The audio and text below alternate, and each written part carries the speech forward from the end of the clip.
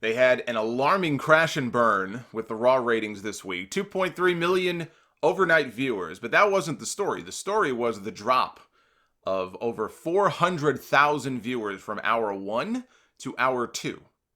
And more than 500,000 viewers in total from hour 1 to hour 3 that they basically bled out.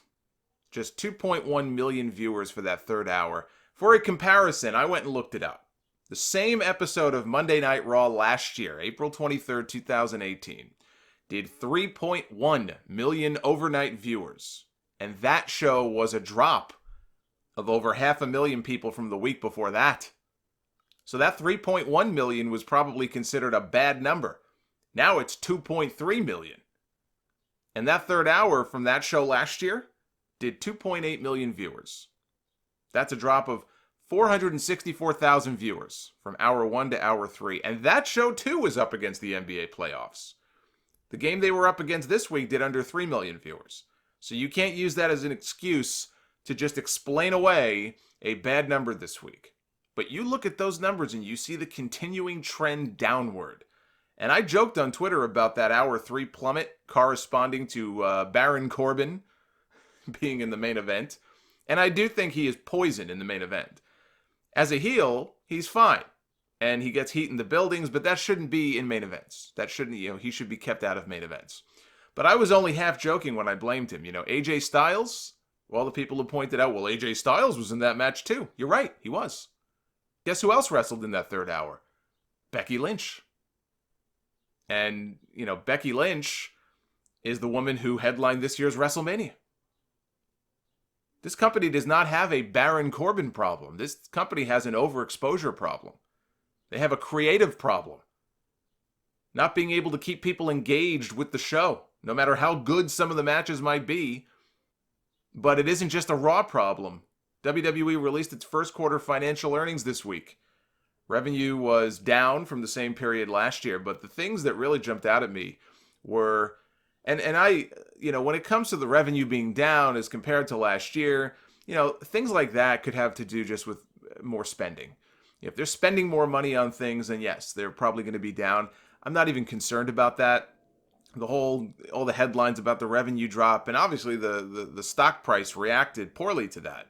But I'm not even focused on that. What really jumped out at me were the 14% decline in Raw ratings from the year prior, 13% decline in Smackdown ratings, both of which the company attributes to talent absences. That's the reason in their view for the ratings declines. Basically, what they're saying is no Roman Reigns or John Cena. That's really what they mean. We get the big dog back, maybe a few other names, and those viewers are going to magically return.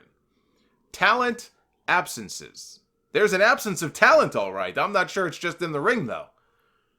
This company has more talent than ever before, more talent than they know what to do with. Look at poor Luke Harper.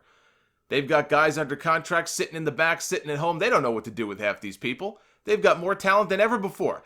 I don't know that it speaks well to their ability to create new stars when you're missing a couple of big ones and you cite talent absences as the reason for these massive ratings declines. I looked at the PDF on their corporate website where they list their key performance indicators. They included a color chart that shows the Raw and SmackDown declines in Q1 compared to the declines in the ratings for the top 25 cable networks in that same quarter. The top 25 cable networks combined in the first quarter were down 5% from last year.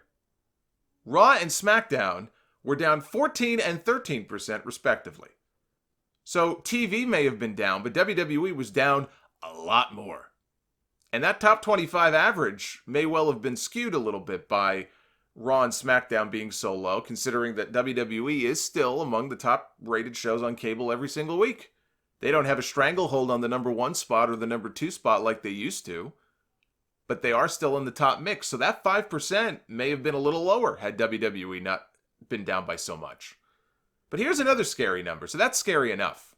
And you'll still have the brigade of people, ratings don't matter, ratings don't matter. Of course, we know that's bullshit. And yes, TV habits have changed, and there's Hulu, and there's this, and there's that. You could argue that they don't matter in exactly the same way they did in 1997, but to make the argument that ratings don't matter, it's not a big deal, you're a moron. And you're ignoring the facts. But here's another scary number. Average attendance for their live events in North America, down 11% from the same period a year before. So not only are fewer people watching their shows, fewer people are turning out for the live events. And yes, they'll have that Fox money coming in starting in the fall. But it should be a big concern that fewer people are paying to go to your shows. And talent absences is far from the only reason for all of those numbers. That's a cute excuse. And it can be a pain in the ass when guys go down with an injury and, TV storylines have to be rewritten and plans have to change. But to blame all of it on talent absences. Well, we had 15 people out at different points with injuries, says Vince McMahon. Really? Okay, well, Fandango, I think being off TV is not going to really bring the Raw rating down too much, but please do tell me more.